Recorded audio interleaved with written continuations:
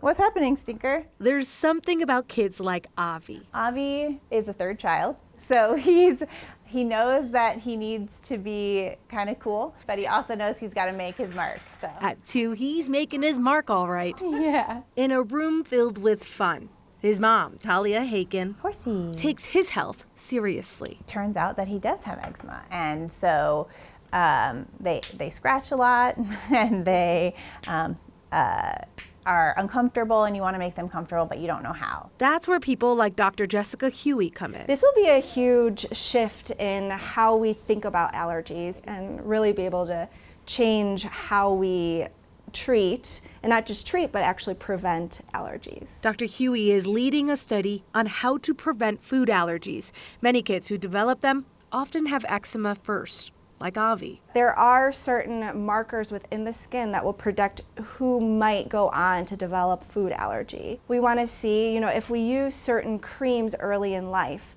does this decrease the risk of developing eczema and food allergy and respiratory allergies like asthma? Huey says nowadays about 2 kids per classroom have a food allergy, and the number is only getting higher.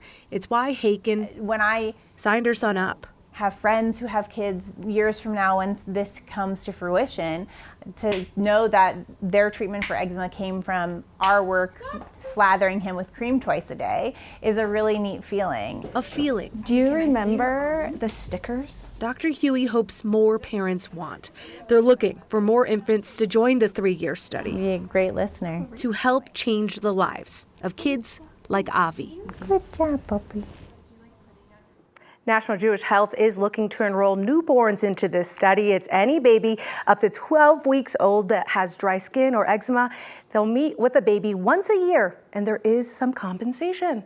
So we tend to think of nut allergies and peanuts as the most likely suspect, if you will, but it's broadened out. Yeah, milk and eggs is a big one nowadays. Soy, fish, and wheat are often a lot of them as well. It seems like you hear more and more.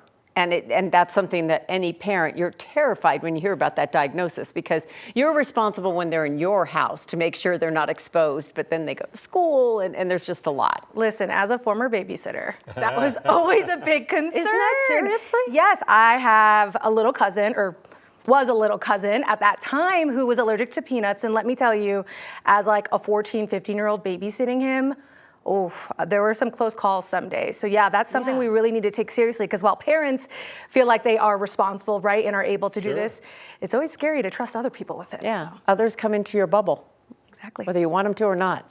That's a good story. We hope people sign up. Thanks, Jaleesa.